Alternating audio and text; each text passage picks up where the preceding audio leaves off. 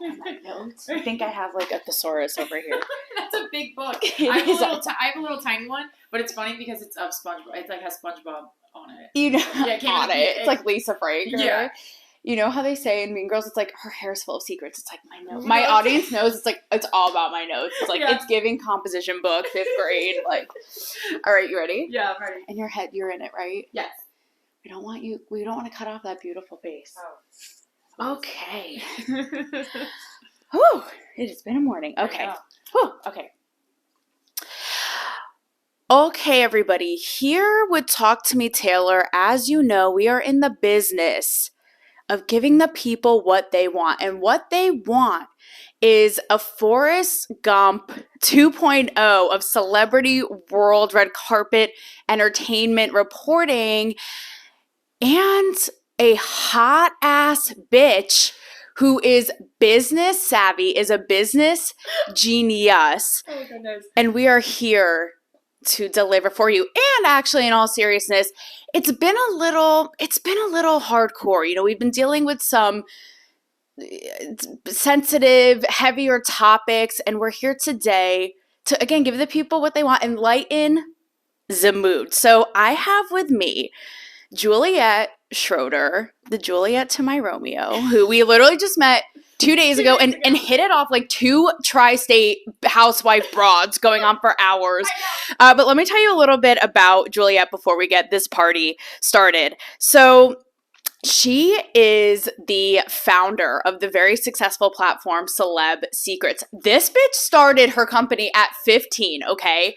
And first of all, we have so much in common, so many Hollywood stories, people we know, but you really impressed me, and I like saw myself in you, not in like a creepy way, not in like a sexual way, right away, in that your hustle is so real and your hands are in every part of your business, from booking things to editing to every single story, post, distribution. And you know, the tri-state broads like us, we are hard to come by. So I'm really excited to talk to you. And I know Celeb Secrets, the way I describe after you told me about it, is very like, I feel like it's a like sexy variety. It's like not gossip. We're not doing TMZ. No. It's behind the scenes, but sexy and fun. So Juliet. Hi. Here we are in Nashville. Welcome. Thank you. Howdy.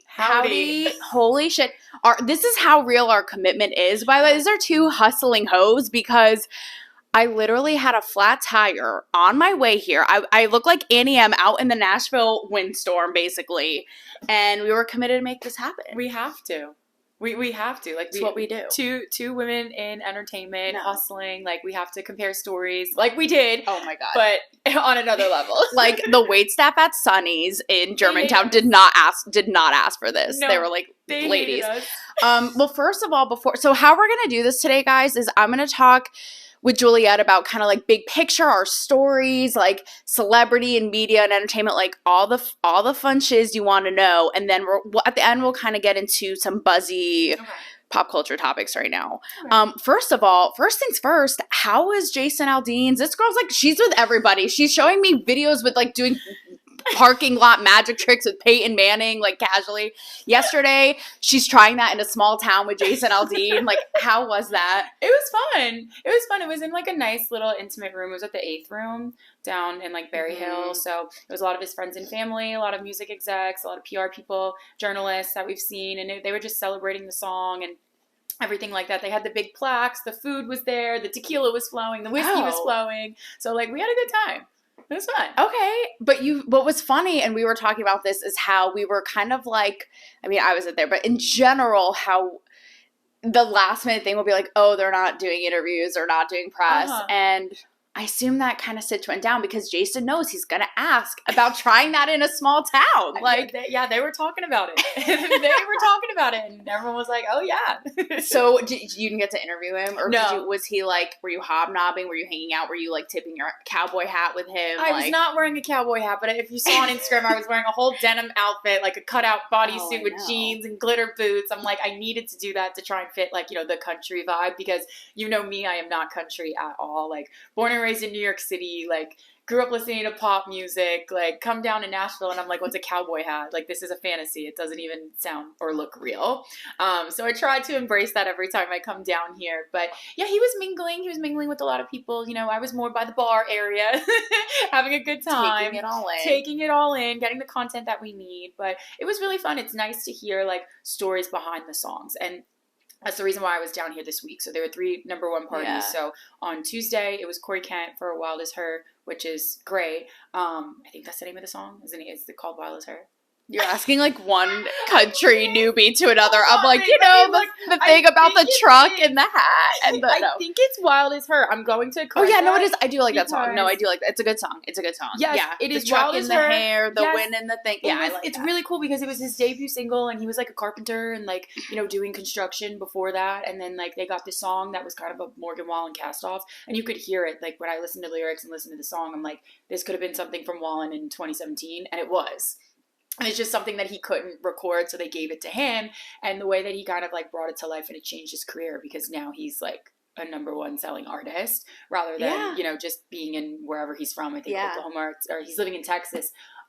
So it was really nice to hear that story and how like somebody could have such a vision, and even the songwriters too, hearing about their creative process and then just how it comes. People listen to it at the radio, they don't understand like the meanings behind these things. That's why I said you were a sexy variety, because you're like, we want to know the stuff people know, but not necessarily like you're airing out your private stuff. You're this, you're that. It's more like what went into that song, what went into that movie, what went into, that people wouldn't necessarily know. Absolutely. But you're modest because not only are you're with this guy, you're with Jason today. She like 2 hot messes. You should have seen it. Yeah, she has Jelly Roll and Lainey Wilson. Like, okay. So that's why I was down here. Just 3 number 1 parties. Couldn't say no. Great opportunity. Great way to meet new people. Because I never would have thought that I met you. Like, never thought we were going to go to Sunny's. Now we're here talking about me and my career. But yeah, no, it's just great. Like, I love coming down here. And it's a quick flight from New York, so it's not that bad. And you told me how, again, like, my audience knows I so appreciate a hustler. Like, especially, I mean, I've always been such a hustler, but especially in a time of like participation trophy and entitlement. And it's like, I went viral on TikTok 55 seconds ago. Like, where is my award? Like all this nonsense. You were out. I was like, okay. She's telling me this the other night. I'm like, the proof is in the pudding. Like, what's the sitch? Like, you started this when you were 15 and you went out on a red carpet with Jennifer Aniston, Adam Sandler, and your parents had to come with you. Yeah, because I was 16 and I couldn't go by myself. Like, I was a child. Yeah. Legally, I couldn't do that. So we went with the camcorder. That was in 2011. It was for Just Go With It, one of my first red carpet movie premieres, which was really fun. And, it's just like, okay, well, this is cool. Well, what are we going to do next week? And what are we going to do next week? And how can we do this? All while I was still in school. Yeah. And like I was telling you, I did the competitive cheer. I did the dance. I did figure skating. Like, I did all of the sports. Yeah. And still had time to do this and go to school, which was really nice. And it so shows, like, obviously for me, I love the power of women being so multifaceted, and it's like, you're gorgeous. And here she is with me the other night rattling off. She's like, when we did this, our engagement went up 110%. I'm like, she's speaking my like language. I absolutely love it. Yeah. Because there's so much, like I joked, you're like, like I said, I thought I was the Forrest Gump of like kooky, crazy, all these stories. And I was like, okay, she definitely has one on me. Like, she may have a leg up on me in that department. You obviously have done and seen so much. Yeah.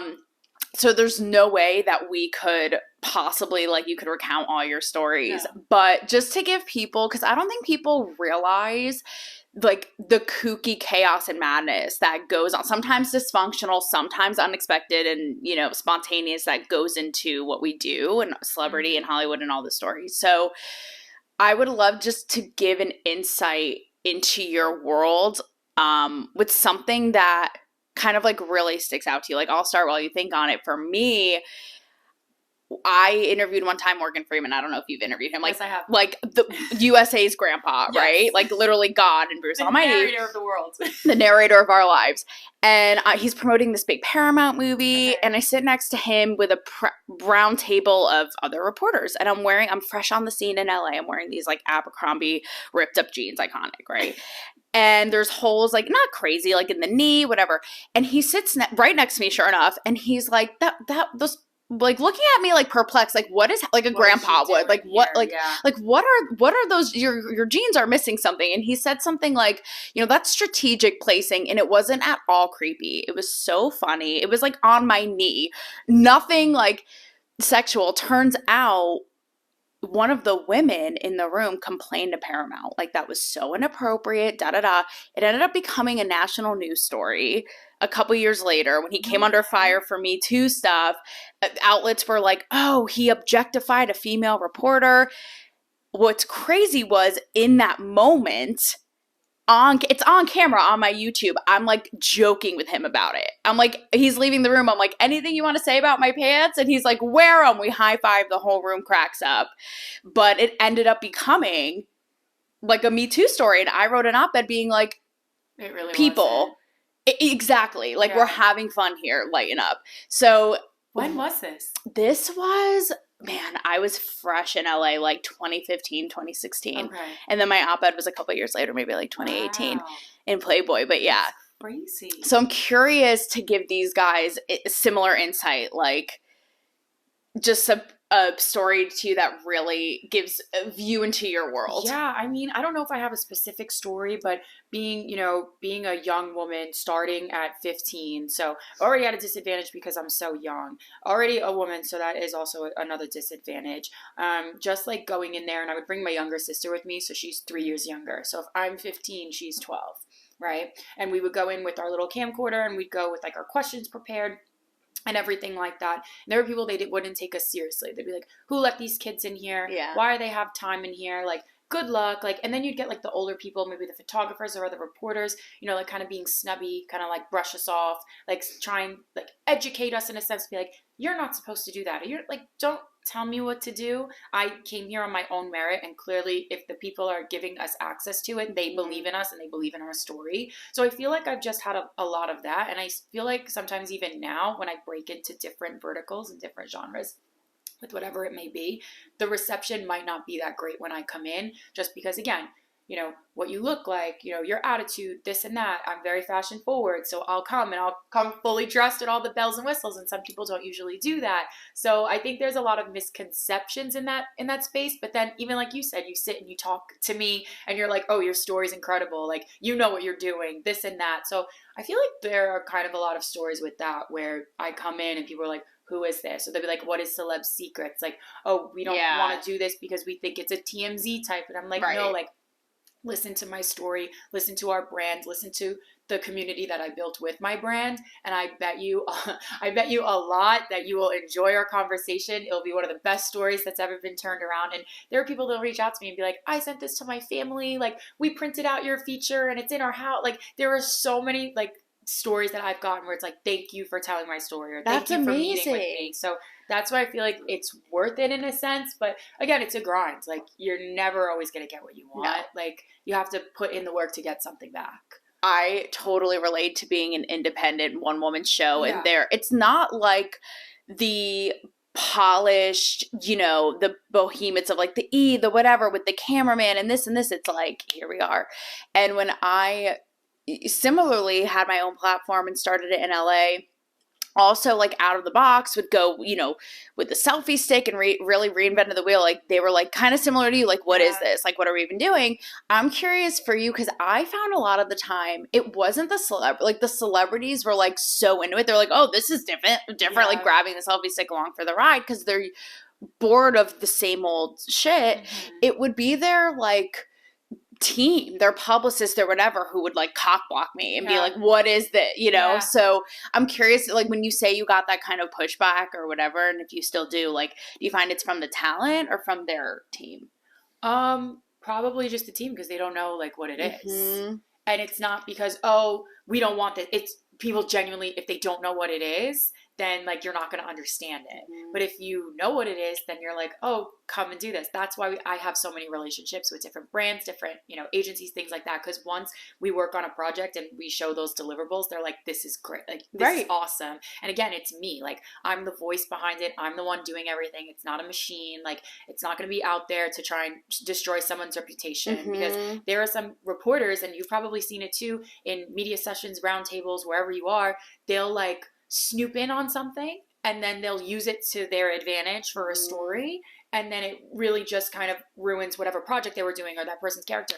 I would never do that. That's not why I do this. This is not like that's not why I'm here. I'm here because I like to create and I like to talk. So if I could do that in a way, I'm not an actress, I'm not a singer, so if I could find a creative space in another way, and it's great that now in this digital age you can like prop up a phone, or you could prop up something and really create what you want and not have anyone judge you for it. I feel like that it's perfect. And I started this, the idea came around in 2009 and it launched in 2010. So you could imagine the dynamic of what social media, digital media, different. Young people just in this business, it was not what it is now. Like I feel like we would be taken a little bit more seriously, like just starting out, but back then, nothing. It was so different. And when we were talking the other night, kind of what you were just saying now, I love what you said about, it's kind of like with any entrepreneurial business startup, it's like, not only do you have to prove yourself, but it's really about them taking a shot with you and like giving you a chance. And we were talking about how over and over, it's again, I hate to say it, but it's like the boring, like and variety, whatever it is, access, like nobody cares about these questions. And I love how you said, I agree completely. I would tell them the same thing with mine. I was like, this is only going to make them have the best experience. Like they would leave, be like, no, I don't want to go. Like, this is so fun, and make them look so good. But because they were so unused to it, again, like, what is this? We haven't seen this. We were talking about this the other night. It's like, it's different now for sure, but I feel like there's still a little trickle effect of that. There's always going to be. Like, nothing is, this business, it's changed so much, but it's not going to at the end of the day. Like, it is what it is. It's successful for that reason. So, people will move with the times, but at the end of the day, you can't force someone to want to work with you. You can't force someone to like you. You just have to do your thing and hope that, your mission and your platform kind of resonates with those people, and the light bulb goes off. And it's like, okay, well, how do I get in on it? It's so indicative. That's my motto. It's so true, and it's so indicative of our culture. It's crazy because it's like Hollywood and even bigger picture than that culturally. It's like we'd like to think it's like we're progressing and like cutting edge, but it's like that's the tale as old as time. And it's almost like we're going backwards in that regard of it's so indicative, even these stories. And again, big picture of people are like so scared, like they want you to box and they're so scared of what they don't know. They're like, no, we can't take a risk on that. Like people are just scared. Absolutely. That's why people ask for questions in advance. Oh, don't we love that? Don't we love that? I'm like, no, hard no. Yeah, if you guys didn't know, these teams have the audacity and balls the size of Texas to be like, okay, so you're interviewing blah, blah, blah. Like, could we get a rundown of questions? It's like, sweetie, you literally are dropping acid. Like, absolutely. Like, so what insulting. Is this? No, it literally is insulting. Yeah. But what, I hate when people ask me this, but I'm sure you get all the time, like, who's the best and the worst and I hate it because it's like I can't answer that. There's so many they blend together. Doing interviews for 14 years, trying to go back in my mind thinking like, what did I do? I don't even know what I did last week. Like I couldn't even tell. It's so fast paced. I always say it's like someone asking you like pick your favorite meal that you've ever had. It's like how. But with that being said, is there like, again, like I said, you're showing me like you and Peyton Manning, this guy showing you magic tricks in a parking lot. Like, is there just a kooky, like we talk about like how you just wind up in the craziest places and scenarios, like one that kind of like really sticks out in your mind? Oh my God. I don't know if something that I could say, but because there's many situations that I'm I can't say. But I don't know. It's just really cool in a sense where, especially when I was younger, we were interviewing the talent was the same age as us, and they loved that it was kind of a breath of fresh air that, people were interviewing them that were around their age. So it was really great to kind of see how they started in their career, and we were both young, and then, growing in my career and their career and still keep in contact and kind of have some like lifelong friends. That's how I met like Danny, how we connected, because I interviewed her, and then she was like, oh wait, like you're actually really cool. We need to like develop a friendship outside of work. And that's what he said, just one of my great friends. So Danny Robes, very serendipitous, is actually one of the first people I met and interviewed here in Nashville when I moved. Yep. Introduces me to Juliet, and so that's what I'm saying. Like those, I think those are the best stories that I have of like going on different press trips or going different places, and you meet these people, and you're like, wow, you're doing the same thing as me, or same but different, because you know how it is. Some people can't really relate to you in that sense, and it's like I feel like I come here or I go to these different places, and people are speaking my language, and it's so hard to try and fit into a big world that what you do is so abnormal and so niche, because we're like the same, you know? Yeah.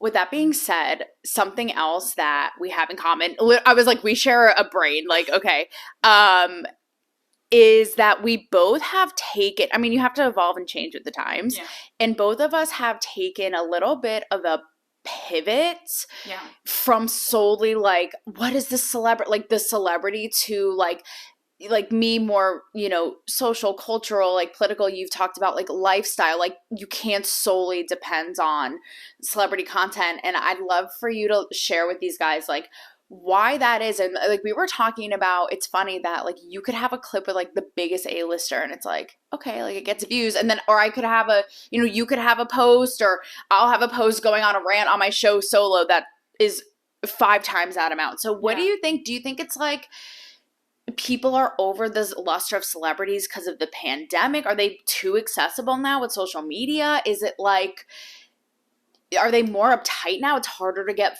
more authentic, fun content. Like, what do you think? I think it's a little bit of everything that you just said, because pre-pandemic, it was really easy, more access to more talent. You know, you get these great stories, you put them up, everyone will want to look at them. And now with the pandemic, it's a little different, because with social media, everything is so accessible. A celebrity doesn't need to go on ET or E or Access to talk about a project. They could just prop up their phone and do an Instagram live. Right, exactly. So it's really hard in that sense. But then with the whole dynamic changing with TikTok, you know, TikTok started as like dance videos, and now I see it's more of get ready with me in fashion. So I know for us, how we pivot it is we'll be like, oh, steal this celebrity look, or, you know, like we were talking, you know, Alex Earl is using this product on her get ready with me videos. This is how you could copy the look. Either it's the exact same products or dupes. So a lot of people are looking that up, outfit ideas, more of like that culture lifestyle thing, rather than finding out what a celebrity is doing about a movie. I feel like there's still a market for it, especially kind of with people a little older than us, because they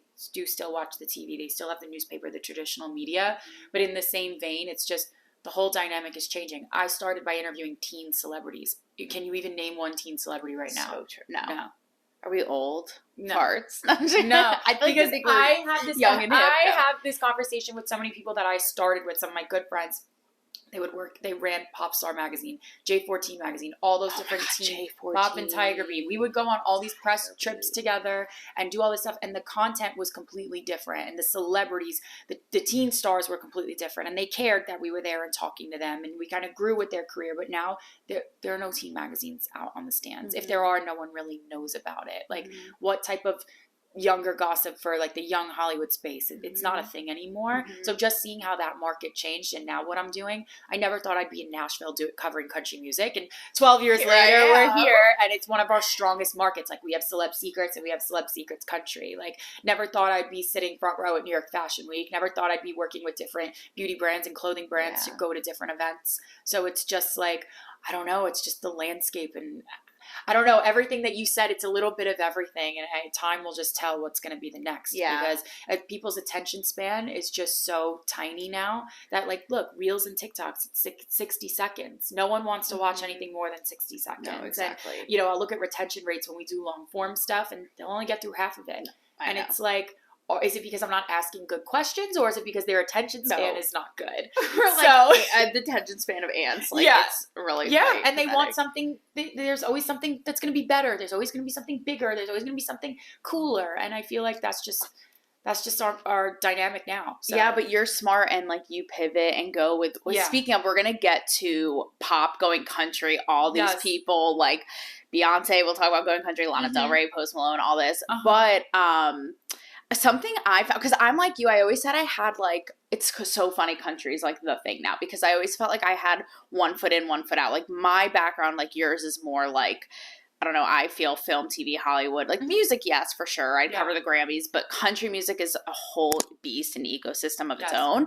And it's funny because I feel like a misconception I had, like people were like, oh, Nashville's going to be your playground because my content, right, is like go there and irreverent. And I'm thinking like these country stars are just freewheeling it. Like, and I was so surprised. I say this on my show all the time. I'm like, actually, they are some of the most like, their teams and PR are some of the most zipped up, tight-lipped, whatever it is. So have you found that too, kind of like dipping your toes in and being so I first came down here in 2012, June 2012 for the CMT Awards. So Broadway was not what it is now. This place didn't even exist then. Right? Exactly. like nothing really existed. No country singers had bars on Broadway. It was like Ernest Tubb Record Shop and like a boot barn. Like Johnny Cash music. Yeah, that was it. Like there was no like Jason Aldean's. Like there was no there was like Wild Horse, which I know is still here, but it's closing. I'm trying to think. No more Anna Lambert's. Like no Luke Bryan's. Like none of that existed. So I think like in the beginning it was a little hard to get into with anything really for that matter, but I feel like this community down here was a little more welcoming because I think they liked that Hollywood glam aspect because it's like Celeb Secrets. Oh, like you guys think I'm a celebrity. Like I don't think I'm a celebrity, but this is cool. So that I think I had an advantage, and also like the hustle of being in New York and LA and that fast paced, where here back in the day it was much more traditional, slower paced, like print. Like I'd be sitting in a round table and these reporters had a pen and paper and they were writing. We would be at concerts and I'd see people next to me and they had a flashlight with pen and paper writing about the show. It was weird. It was so weird. And just to see how people were really welcoming in that sense, I was like, okay, well, this is an untapped market because they would come to New York and no one would want to go to their shows. No one would want to interview them, but I wanted to because I wanted that content. And again, listening to their stories, how they write these songs, how they're just small town people and now they're playing big arenas. I'm like, and I think it's kind of like a novelty fantasy thing type for me because I am so big city, like fast paced, all that stuff. And they're like, I grew up on a farm. And I'm like, what's a farm? Like, you're like, are we talking like John Deere? Like my John Deere belt from Hot Topic circa 2005. Like, what is this? So I feel so like, true. And I think that's what people are really resonating with right now is it's kind of an escape for them because you could talk about drinking beer with your friends, going to church, if that's your thing, or, going to a barbecue, having those like family values, because if you turn on the TV, like mainstream media, there are no values, there are no morals, there are no values, there's nothing. So I feel like there's nothing. There's nothing. There's no structure. And I feel like that's the only thing is that's why the song's so successful and that's why people want to listen to it because there's a community. And I feel like I was welcomed in that community 12 years ago. And I love coming down here and you go in a room and I don't even live here. I come in a room and I know everybody in the room. Yeah. And I love everyone's friendly and loyal. Yeah. I love what you said. You really, I think, struck and hit something there with the fact that it's country music, and you can have country vets and reporters listening be like, who are these two broads right now in town for 5 seconds? But I not know who I am. But we can yeah, exactly. It's actually on you. No, but and we can speak to it because we've been in Hollywood for so long and can see the duality. And something that you really struck is the heart and the humanity that I think country's capturing that people just want right now. And it's such a, it's funny, I moderated a panel for WNBA a couple months ago with a big artist, Jenna Paulette, and we talked about this very thing, how country has gotten this kind of like from mainstream in Hollywood, this like, oh, they're ignorant redneck, da-da-da-da-da, and yet someone drops a country song, the streams are through the roof. And I think the contrast is like so often in Hollywood, you talk about like, no more this, that, like it's a mess. And I think something like they've lost is like they're so kind of preachy and like everyone sucks and it's like angry. Whereas with country, there's something that with a lot of these songs, Lainey Wilson, Get in the Truck, like Jelly Roll, that's really just like human and sometimes heartbreaking and real. And people want that. Like we don't want to be preached at from a soapbox about how everyone sucks and da-da-da-da-da, So I think that's a big difference. Oh, totally. Okay, rapid fire, some A-listers you've interviewed. Humble brag. Oh my God, I don't, like in what sense? Everything. Everything? Mm-hmm. Goodness. Well, I could talk about country music right now since we're in Nashville. Any like celebrity? I've interviewed Sam Hunt. He was really cool. Okay. I've interviewed Carrie Underwood. Okay. We would interview Lainey Wilson a lot when she first started. Yeah. And we're going to be talking to her today, which is really exciting. I'm trying to think. She has that hustle story that I love to hear and get so inspired by how she was here living performing in a trailer for like 15 years in Nashville before now she's massive. Living like, in a camper trailer writing songs with Luke Combs. Like it is I love that. It's so inspiring. I'm trying to think who else. Never stop. We would interview Kane Brown a lot. Yeah. Which was really cool. We would interview Morgan Wallen a lot when he first came on the scene. Oh my god. So that was really fun. That always cracks me up is like when they're fresh, like little babies on the scene and then seeing them be superstars. I know. Like it's incredible. Yeah. And it's nice, like, you know, we say you see them on the way up and you see them on the way down, like we joke about it. But it's nice to see them when they are up. Yeah. And it's like, you know, you've worked with them from the beginning. Like, you've told their story from the beginning. And it's just so nice to see someone that worked, because I know how hard it is just for me, and I'm not an artist. I run a business, but I'm not a musician. Like, I'm not out there playing my songs. I'm out there writing stories. It's a different, though, very art. different. And I have a lot of respect for people in that field. I have a lot of respect for actors and actresses, especially with the strike. Like, you couldn't do things and it's hard to get roles. I have a lot of respect for athletes because I know that, you know, when you're in season, it's not easy. That is your life. Your life is your job. So I have a lot of respect for them as well. And even, you know, like you, I have a lot of respect for you because I know how it is. The hustle is just not, it's not easy. No. It's not and easy. It's nonstop. You have to be your own, it's self-starting, your own biggest advocate. I, too, have so much respect for creatives, and when I see these, like, there's, especially Nashville's pouring with talented people, and they are out and they have families and kids and full-time jobs, and they're out performing every single night, and I'm like, I feel that. Again, we're not out here singing songs, but it's a different entrepreneurial effort and an art and a creative 100%. Yeah. Okay, so quick thing off of that before we pivot to really quickly some pop culture stuff going on. You said earlier the difficulties and maybe like hurdles and challenges of being a woman in business and media. Curious for your thoughts on that, because as my audience and people know, like, I don't know about you, I feel like I'll look around, right? And even as of late, and I'll see dudes doing what we do, and sometimes, like, they're super good, and sometimes I'm like, how did you get, like, what's the tea? Which the way I see it, it's kind of like it is what it is. And I look around and, like, at least in my lane and what I'm trying to carve out, it's like dominated by, right, like the Joe Rogans, Bill Maher's, what have you. But the way I see it is kind of like, it is what it is. Like, I hate the woman card of, like, give me the, like, I don't want anything handed to me because I'm a woman. I'm like, I see that it's the competition and I'll compete. It is what it is that it happens to be that. And maybe they got opportunities handed to them in a easier way than us, but I'll compete. Yeah. So what do you think in, like, what's a time or have been times when you've been like, oh, is it like... feel at a disadvantage or feel just like kind of on the outside looking in?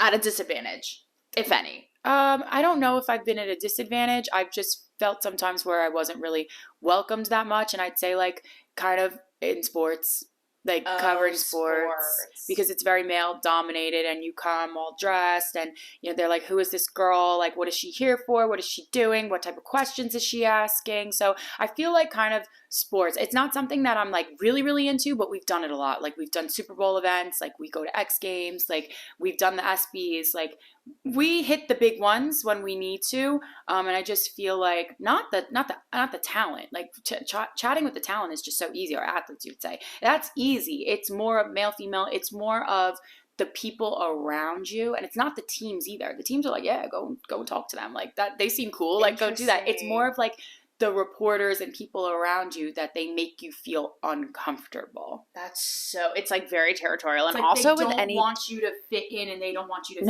like you belong. You know what it is? It's if it's dudes, they know that they offering this package. Like, I'm sorry. No. They know this. That you're hot and smart. No. That is what it is. It's like, oh shit, like, how do we, like, stay in your lane, lady? I mean, that is, and I love dudes and I love men and I love working with men, and they'll admit this, it's like, they can't compete. So it's like, stay in your lane, you know. I guess that's the Lane. only time that I felt like uncomfortable or like kind of not welcome. Mm-hmm. That makes sense. At the end That of the makes day, sense. like I'm still there doing what they're doing, and you know now I'm 29, so I'm a 29-year-old from New York still running a business from my house, and like I don't have anyone telling me what to do. I'm the one that's creating the content. I'm the one that has the mission and the vision. And if you're at this big publication and we're standing alongside each other, there's something wrong with you, not me, because I got here on my own. And it's like, you know, what are you doing? You know what I mean? Like, I'm not the type of person to kind of like talk trash or anything like that. No, you're not. It's like at the end of the day, like, you know, you're, this, like, but I'm standing next to you and I literally do this out of my house. And like, it's me. Like, yeah, I have people that help me out. Like you met one of our other writers the other day, but it's me. Like, this is my voice. This is my thing. And it's like, if I'm here and people are, if it's clicking with some people, if it's not clicking with you, like there's something wrong with you, not me. Like, throw the respect on my name. Yeah, you know what I mean? I do. That's why I'm dressed like a real life newspaper today. It's like, she gets it. She's the living embodiment of doing it. Okay. So some pop culture stuff, and it's actually perfect going off of that. So I don't know about you, but something I've noticed, did you see the Megan Fox story? And Megan Fox to me is like always goals, how she kind of like fucks with people, is super, super sexy, in your face, but like smart and self-deprecating about it. But she put up a photo with Machine Gun Kelly, Taylor Swift, and Travis Kelce after the Super Bowl, and she makes a self-deprecating joke. Like, I look like a, you know, Ukrainian blow up sex doll, but really I look like one of those expensive Japanese silicone sex dolls that are really whatever. Just, we don't even have to get into the politics of it because people got all outraged, but the idea of her like having fun with her sexuality. And I feel like this is a thing more and more. Like, you have Sabrina Carpenter who's like touring with Taylor Swift, and she's the epitome of like boy male fantasy, like blonde hair, tiny, so like owning it, like singing about cocks, like it's everything. I'm like, I just love this, like go.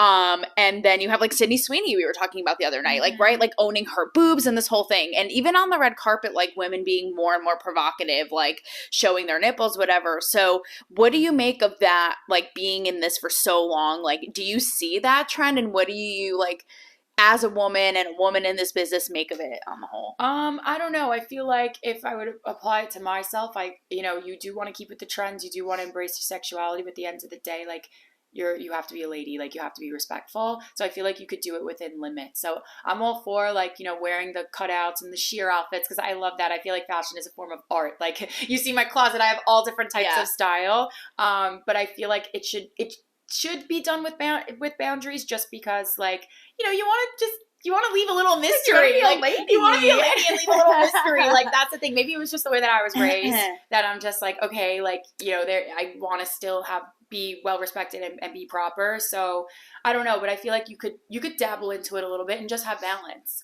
So I feel like, do whatever you want. Like, go for it. But I feel like, honestly, within means, because then if you're only known for a certain thing, then people won't take you seriously. And again, back to that whole kind of, you know, outlook that people have. It's like on women. It's like, do you want to be taken advantage of? Do you want to be disrespected? No. But do you want to embrace your sexuality and, you know, be who you are and, you know, wear whatever you want? Absolutely. So I feel like it just needs to be within limits, because unfortunately we're not in a time right now. And I don't know when we're going to be in a time where anything is accepted. I love her. I was saying the other night, she's like, in a time. I was like, I feel like I'm home, her accent. I don't know.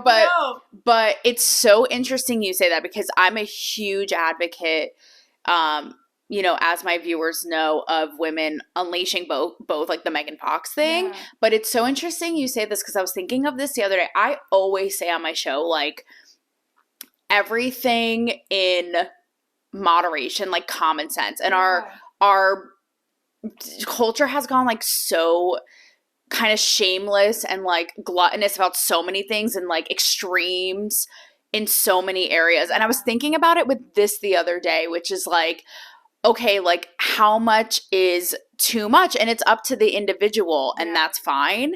But, you know, it got me thinking. I'm often on this, and I still don't know, and I don't have answers, but as someone who is such an advocate of like women being in their powerful sexual self, and also like the intelligent individual and like power that way, like, is it up to, like, who are we to dictate? Because sometimes for me, I talk about it all the time, even in music, I'm like, okay, did I need to know about, like, her labia? Like, what, like, everything's getting so graphic. And I've always said, like, if everything is so over the top, like, then what's left to be edgy? Exactly. Like, so that's mystery. Exactly.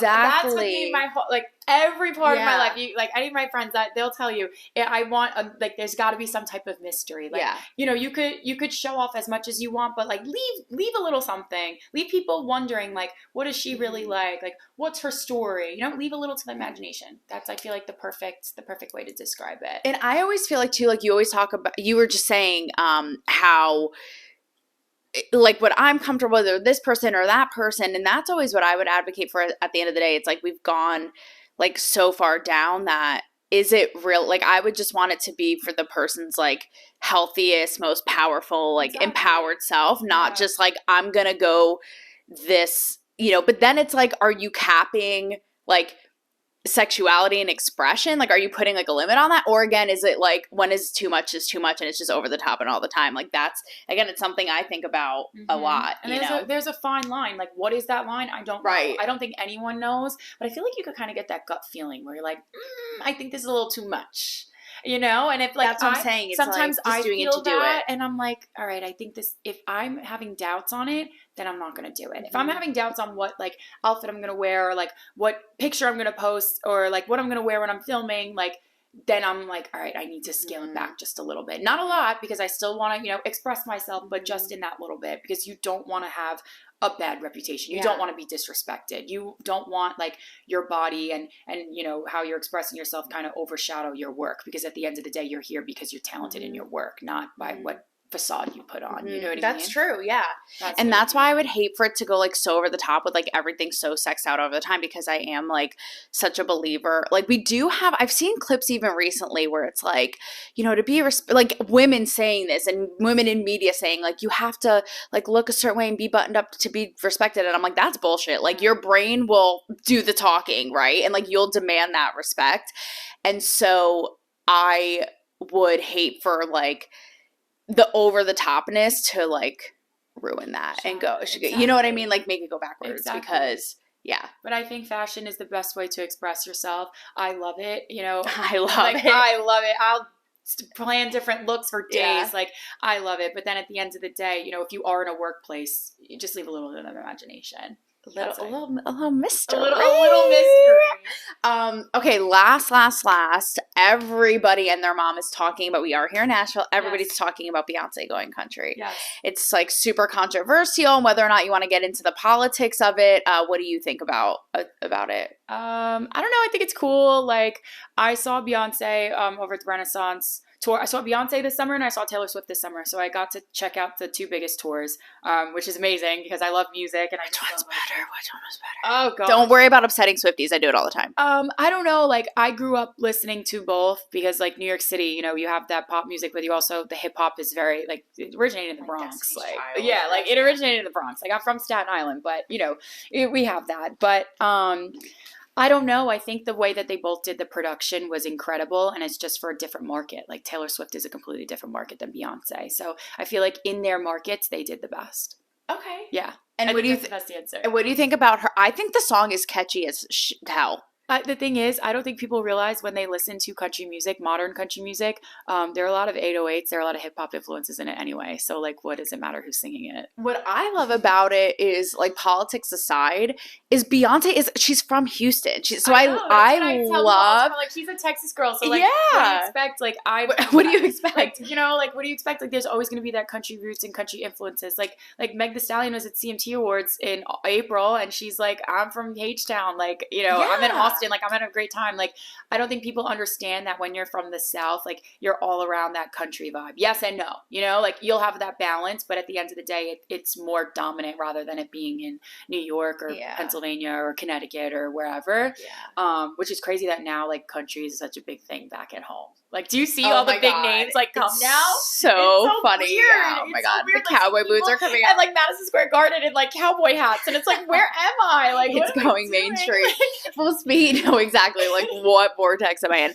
But it's, you know, to me, what I love about it too is I'm all about being about something. Like there's so much hooting and hollering and people like shouting things, and I'm like, your actions speak like that kind of subtlety. And I love, like, people have been talking about, like, I've poked fun at Maren Morris for her her disgruntled ways about country music, and it's just so, like, I love to see Beyonce like swooping in with one single song that is so catchy, becoming the first Black woman to be on the Billboard Country Hot chart, to hit #1, and just doing it in like 50 seconds. And I love that, because it's like being about it. It's like you just did the thing, and empowered and made it happen. Yeah. No, I just don't see like the reason why there's so much like controversy to it, because again, like, you know, someone like Morgan Wallen, he had like he was controversial, you know, like in 2020, whatever.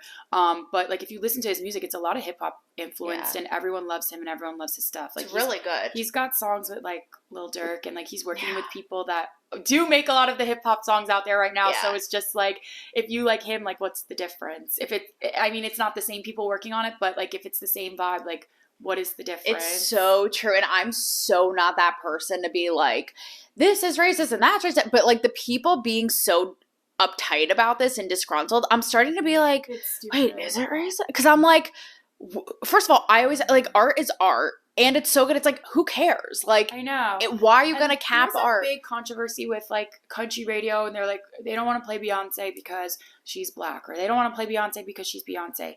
Does anyone know like the ins and outs of actually what country radio is, and how women were considered tomatoes, and like you can't listen to like a radio station, listen to a country radio station for at least an hour, no two women will be played back to back.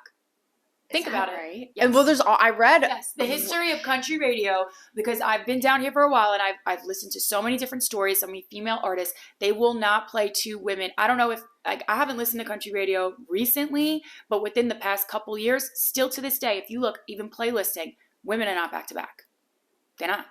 That's so it. Because I even think, when you think about the mode on the whole, it's like, I saw all these articles, it's like country radio, and I'm like, that first in and of itself feels stone age, because I'm like, radio, first of all, like, who actually, but in country, like, country radio, maybe it's indicative of how archaic, old school it is here. Yes, radio is the base of country music here, and I've learned that from coming down here, learned that by talking to different PDs, talking to different artists, people in the industry. Like, that's what I said, women are at a disadvantage, because especially down here, you're not going to get your song. Like, there's so many, and it's terrible. Like, so many women, they all have the same look: the glitter boots, the blonde hair, they all like that Carrie Underwood type, Kelsey Ballerini type look.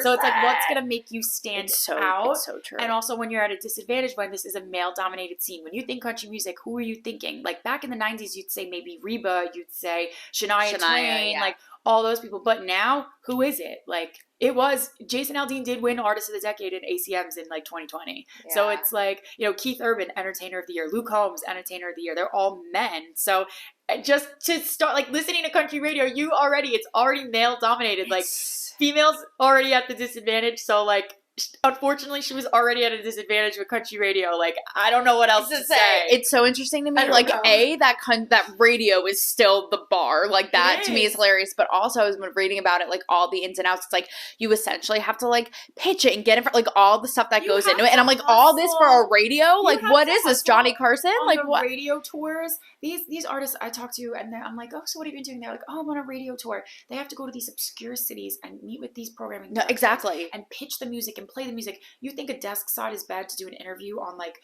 a 15-minute interview on your project? Like, imagine being there for 2 hours and trying to please people and make sure, okay, well, we'll think about putting your song on the radio. And that's why it was so controversial with Beyonce, because she didn't do all those things, which nor should she, because she's Beyonce, and like the streams alone. She like stripes. Seriously. Like, and then at the end of the day, like, to try and get people to be on that train where it's like Beyonce is going country, I think they should do some type of promo. She doesn't have to, because she is who she is. But if they kind of want the press to kind of die down a little bit, I feel like that would be the best way to do it. But at the end of the day, all press is good press. Mhm. Even True. if people are talking trash about you, it's a cycle. Someone once told Yeah. me it's like a PowerPoint presentation of a cycle of your career. You see it on the way up, then you have like this big controversial thing that happens, then you go back and you reflect and you realize what you did and you learn from your actions, and then you come with this great comeback and you are back on top. So I feel like it's just the cycle. You know what I mean? The cycle of life, this dysfunctional life we call entertainment. A celebrity.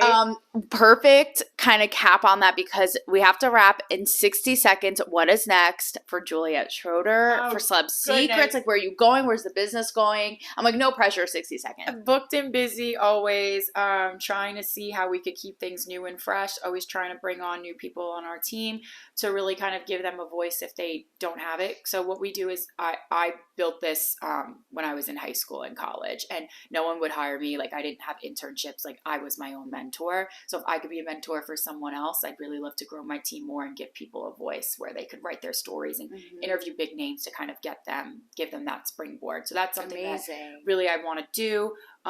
Just branch into different types of things, work with different brands, kind of have people see me for me, and that I'm the voice behind this, you know? Because I feel like I've just been doing it so much kind of behind the scenes, but now it's like, learn who's actually the person behind the computer. So that's something that we really want to take off. And then I go home back to New York tonight.